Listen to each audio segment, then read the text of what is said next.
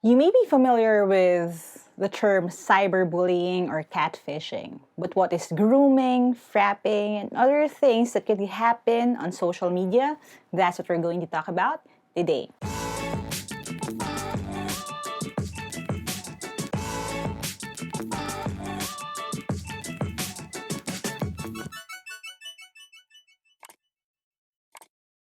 Hi there, thank you for checking out my channel. Thank you for clicking on this video. If this is the first video that you're watching from my channel, I make educational and motivational content. So if you don't want to miss any of my new uploads, don't forget to hit subscribe and hit that bell icon. Now this video right here is special. It's part of our internet safety series in which I talk to you about things that you could do to help safeguard yung inyong sarili, your family, and the people you care about from the dangers ng internet. We already talked about how to choose a strong password, yung maipaglalaban ka.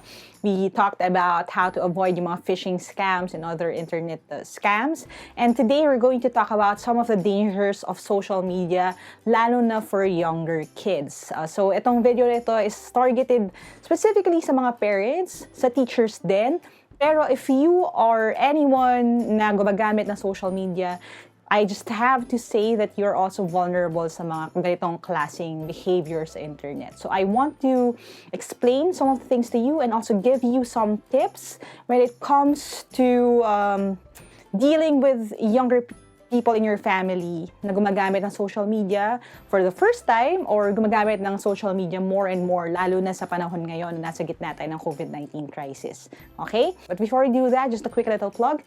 If you want to help support this channel and our cause to democratize education in the Philippines, one way for you to do that is to order our merch. You can find them sa shop.teamlyqa.com. That is where I put up all of the designs ng mugs, shirts, hoodies, caps, and other things that I created for the team.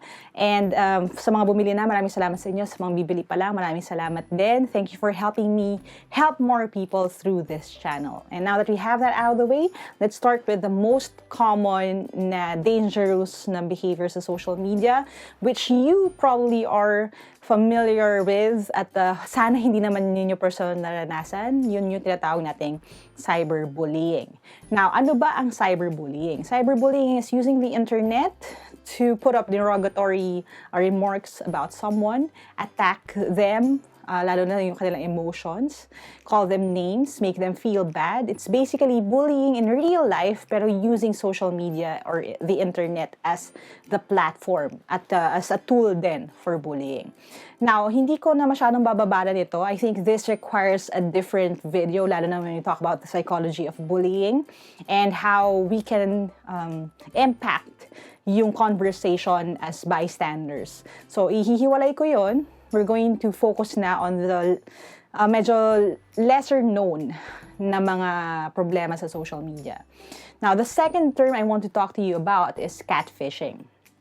Now, if you don't know what catfishing is, you probably haven't seen the documentary series, nila Neve.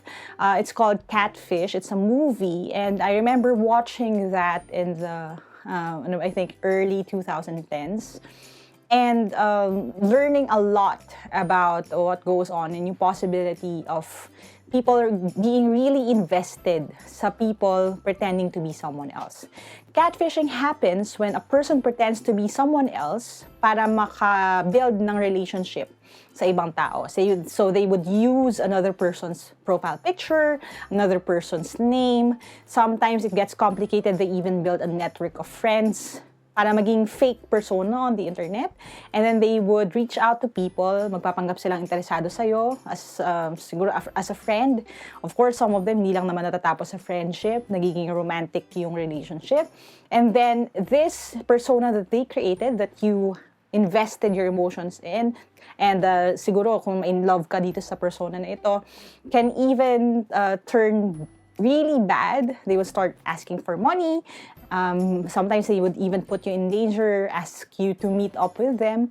And thinking na ito yung possibilities pagdating sa catfishing. And then adding to that yung aspect na may mga bata who don't know any better, medyo delikado talaga siya. Kasi magpe-pretend sila to be someone else, mag-iinteresado yung bata, mag-i-invested sila emotionally, and then doon napapasok yung mga hindi magagandang pwede nilang gawin. So again, catfishing is when a person pretends to be someone else on the internet.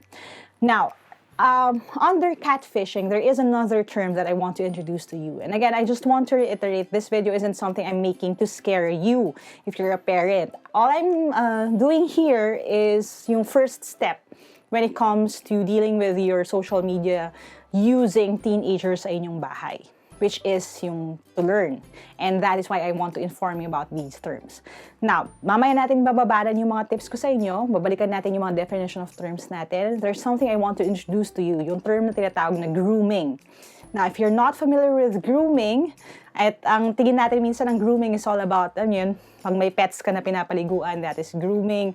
Yung iyong pag-haircut or pag-clip ng nails, that is grooming. Pagsusuklay, grooming. Pero pagdating sa internet, at sa dark web na tinatawag, ang grooming is even more sinister. Grooming is when an older person, and yes, it could be a female or a male, an older person reaches out to a younger person, mga minors ito, so mga minor de edad, and then they would pretend to be someone of their age. Again, may aspect siya ng catfishing most of the time. Pero minsan kahit na hindi hindi na rin sila nagpe-pretend to be someone else. Pero what they do is they shower this kid with attention, kino-compliment nila siya, sinasabi nila maganda ka, gwapo ka, tapos they would build a relationship with that person. Kung may problema siya with yung kanyang magulang, itong groomer na tinatawag, itong ating suspect, would be the one na takbuhan nila pag may problema sila. So it usually starts sa mga simpleng hi, hello lang on the internet, comment sa mga profile picture nila. Pero habang tumatagal, this person na matyaga, na laging nandyan para dun sa inyong anak, pamangkin, kapatid, can be the point person na ngayon ng bata kapag meron siyang pinagdadaanan. And yung grooming usually leads to, to sexual things on the internet.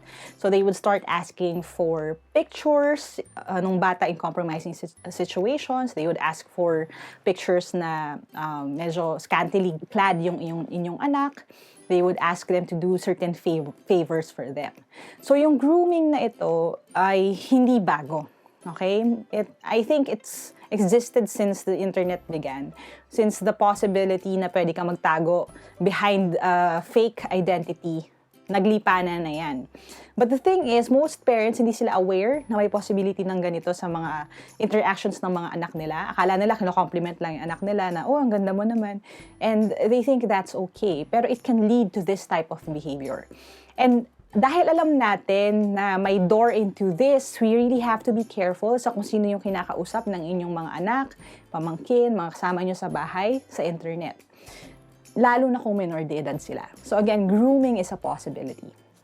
Another possibility, magbanaw tayo ng konti, so medyo babawan natin ng konti. There is something called frapping. Frapping is when a person comes across another person's profile. Siguro kung merong shared device, kung nakiki-internet ang inyong anak sa ibang bahay, may laptop na shared sa buong klase. Tapos habang naka-login yung anak ninyo at ginagamit niya yung kanyang account, nakakalimutan niya na mag-log out pagkatapos niyang gamitin. At dahil hindi siya naka-log out, nakalagay pa yung kanyang Facebook account or kanyang Instagram account, a person who uses that same device can now pretend to be your anak. Now, pag naka-login na sila dun sa account ng inyong anak, kamag-anak, or even kayo, they will start doing bad things. Like, mangungutang sila sa mga friends ninyo, mga away sila.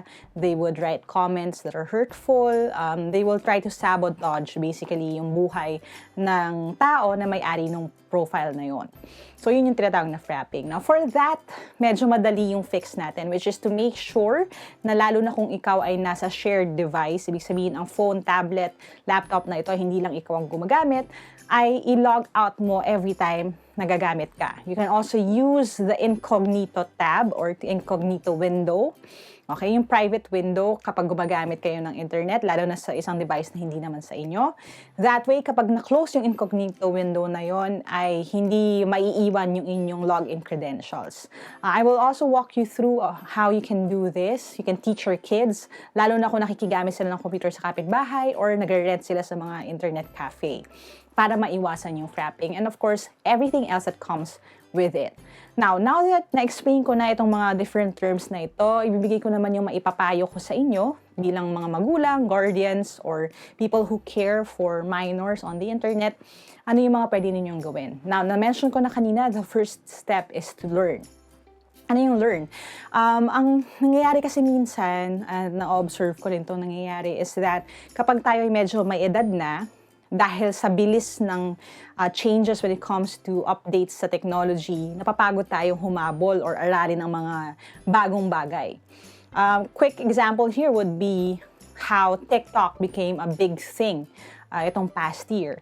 And ako, bilang isang TikTok tita, marami ring mga parts ng paggamit ng TikTok, language at features ang hindi ko pa na-explore. But tayo, as guardians na medyo mas matanda sa mga bata, it actually falls on us to still try to learn all of these platforms, the new things, the technologies, the language, learn kung ano yung mga platforms na ginagamit ng ating mga anak and also be there. Okay? So number one, learn. Don't be one of those people na magsasabi na, ay, hindi ko yan alam, bahala na yung mga bata dyan. Kasi if we do that at minor de edad pa yung mga kasama natin sa bahay, it opens them to vulnerabilities kasi hindi natin sila ma-observe. Hindi natin mapapansin na may mga hindi na pala magandang mangyayari or the kind of content that they're consuming or producing sometimes online ay hindi na pala safe. So again, number one na tip, learn. Don't stop learning. Don't stop learning yung platforms, yung paggamit, yung mga tools, yung technology na dumarating. Kasi this is how you can protect your kids. Tip number 2, you have to limit their use ng technology. Okay? And I know it seems easy for me to say kasi wala ka ng mga anak, kaya nasasabi mo yan. Pero I think I'm making this video din ahead of time kasi I want to be able to go back to this sa mga panahon na tempted na ako na hayaan yung anak ko na gumamit ng technology ng free reign.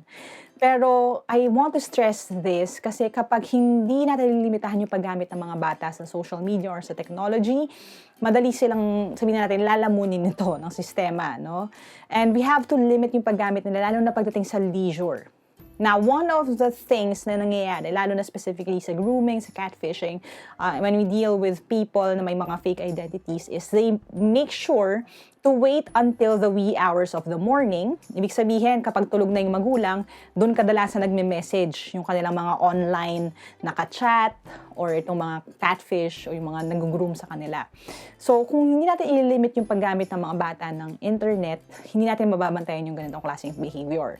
A quick tip here would be to make sure that the kids have their devices out of their room kapag oras ng matulog. Okay, this is really tricky kasi it works in partnership with the first point, which is to learn. Nangyayari kasi minsan, kapag hindi natin alam yung ginagawa talaga ng mga bata or they will start making excuses na parang, ano po, online class ito or ganyan. Kapag hindi natin na-explore yung app, hindi natin alam kung anong ginagawa nila, pwede nila tayong lokohin. Sabihin nila importante yung ginagawa nila. Pero kung alam natin yung nangyayari, pwede natin ngayon limitahan yung paggamit nila. Sabihin natin na, okay, 10 o'clock, imposible naman ng may online class kayo at this time. Or kung meron ka talagang online class, let me see it, let me talk to your professor, let me see your class schedule. If we are that involved, we can start limiting yung oras na sinaspend nila sa internet. Another tip would be, again, to keep all of the gadgets in a box sa inyong kwarto, sa inyong master's bedroom, or sa kasama mo lagi, until the morning para makatulog yung mga bata. Another tip would be to turn off the Wi-Fi sa bahay kapag oras na ng pagtulog and make sure na hindi rin naka-enable yung mobile data ng mga bagets. Kasi wala rin namang point na naka-off yung Wi-Fi kung may mobile data rin naman kasi makakapag-internet pa rin sila. Now, one thing na gusto ko rin isingit dito is that some of the people who would groom kids for pleasure, ibig sabihin na may mga pondo sila, may mga pera sila, would even send load sa mga bata just to get what they want. So again, ingat tayo dun sa ganong aspeto. So you have to limit yung paggamit ng mga bata ng internet at ng social media. Okay? Mas maganda kung shared account, kung supervised siya. And idadagdag ko na rin dito yung fact na in most social media accounts, required na may certain age ang mga bata. Now, I've seen this happen so many times. May mga kaibigan ako na yung mga anak nila na obviously masyado pang bata para sa social media ay may sarili ng TikTok account, sariling Facebook account, sariling YouTube account. And I mean, wala naman ako sa posisyon na sabihin sa inyo na ihinto nyo yan. Pero ang maipapayo ko lang is that there is an age limit for a reason. May dahilan kung bakit hindi inaalaw ang mga bata na magkaroon ng sariling TikTok account. Kasi nga, again, we all know that there are evildoers sa internet, and they can start thinking or looking at your children in a very sexual manner. Ayaw natin yung mangyari, kaya ayaw natin ma-expose yung mga bata sa ganun. Ayaw din natin sila ma-expose dun sa paghahabol ng likes, comments, at shares at social media fame habang bata pa sila.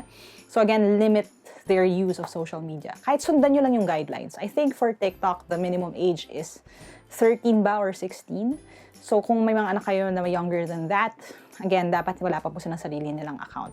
Sa Facebook, I think it was 18 before. Mas bata na yata ngayon, pero again, may mga limitations yan. So, you have to declare kung anong edad nila. Sa YouTube din, you can use YouTube Kids as an alternative para hindi sila sa mismong YouTube main nanonood, para kahit paano may kaunting dagdag na safety or na precaution pagdating sa content na pwede nilang ma-access. Okay?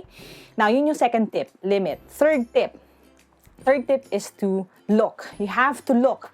You have to look at the history ng inyong mga anak. Look at yung history ng device nila. Look at yung behavior nila on the internet. Ano yung mga comments na pinopost nila. Ano yung mga accounts nila. Kung hindi kayo friend ng mga anak ninyo on social media, it's time for you to check their accounts out. There are even kids who are more savvy, lalo na yung mga teenagers. Meron silang fake account, tsaka meron silang public account, tsaka meron silang personal account. And you really have to be aware sa mga ganito. You also have to look for telltale signs ng behavior nila. Kung nag-iiba yung ugali, kung nagiging mas tahimik, kung nagwi-withdraw sila. If you find them always on their phone, maybe it's time to start again talking to your teens, talking to your kids, spending more time with them para hindi sila mag-turn sa ibang people for affection, advice, and attention. Okay? Now, that is another thing. Again, look. Observe yung ginagawa nila, observe din sila. Kung magagawa ninyo na and again, this is my advice, and this is something that I want to enforce if I ever have kids. Meron lang na family device. So, kung may personal computer man, it will be either in the master's bedroom or in a public area sa bahay para I can look over their shoulder. Lalo na kapag mas bata pa sila, so nakikita ko yung nangyayari sa screen. Again, we have to be careful kasi hindi ito bago at marami nang nabibiktima rin ito. Now, the fourth tip would be this: you have to listen. This is a little tricky, lalo na for parents, but you have to listen without judgment sa simula. Sometimes, from the kids that I talk to on the internet, yung mga humihingi na advice, o yung mga lumalapit sa akin for problems, one thing na nagiging ugat ng pagkakaroon nila ng mga hindi magandang relationships online or para mabiktima sila ng mga groomers or mga catfish online is wala kasi nakikinig sa kanila sa bahay. So, it's very important that your kids know that you are there for them, to listen to their problems, to listen to kung ano yung pinagdadaanan nila without judgment. And you also have to listen for cues sa kung ano yung pinagdadaanan nila. Minsan yung mga biro here and there na wala namang pumapansin sa akin, o kaya na maglalayas na lang ako, or sadly, sometimes that I will take my own life. We take those as just jokes when in fact those are cries for help. So observe your kids, observe your teens sa bahay, observe your sisters, your brothers sa bahay. When they start making jokes like this or using that kind of language na hindi naman ginagamit usually sa loob ng bahay, baka red flag na yan na may something nangyayari online. So take the time to sit them down and talk to them and ask them, give them the space to share kung ano yung pinagdadaanan nila. Okay? So again, 4 things you have to learn. Keep yourself updated sa mga nangyayari, sa mga bagong apps, sa mga bagong platforms, language on the internet. Number 2, you really have to limit yung paggamit nila ng devices nila and pagiging online nila on social media, and limit the information then that they share with people online. I-prep nyo na sila na wag mag-share ng mga personal details. Wag sabihin kung wala silang kasama sa bahay kasi part yan ng pagiging mas maingat sa paggamit ng internet. 3, you have to look for visual cues, look for behavioral changes. Number 4, listen to them, listen to their needs, listen to the prompts, listen to the language that they use para malaman natin agad or makatch natin kung may mga problema.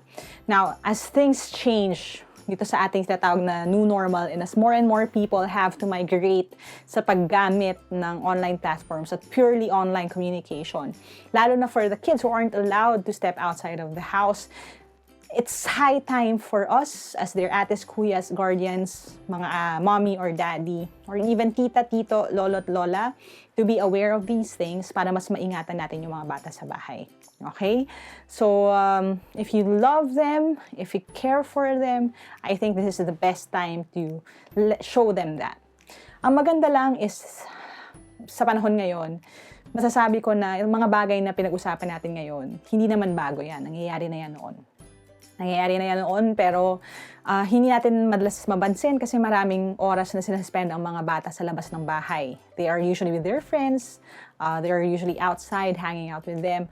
Pero ngayon, dahil nasa bahay na lahat, this is actually the perfect time for you to restart, or build up yung relationship ninyo sa loob ng bahay, sa inyong mga anak, spend more time with them, be more deliberate in your language around them, mag-bonding kayo habang nasa loob pa kayo ng bahay, para pag dumating ang panahon na pwede na rin lumabas, your kids will see you not just as a required na presence in their lives, but as someone who will give them yung safe space that they need to grow and to share their emotions and kung ano may mga problema nila without judgment.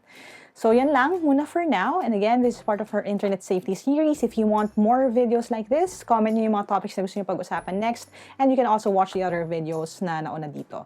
Thank you for your time today. And as we always say sa channel na to, never stop learning. Adja, kaya niyan. I'll see you in the next video and bye for now.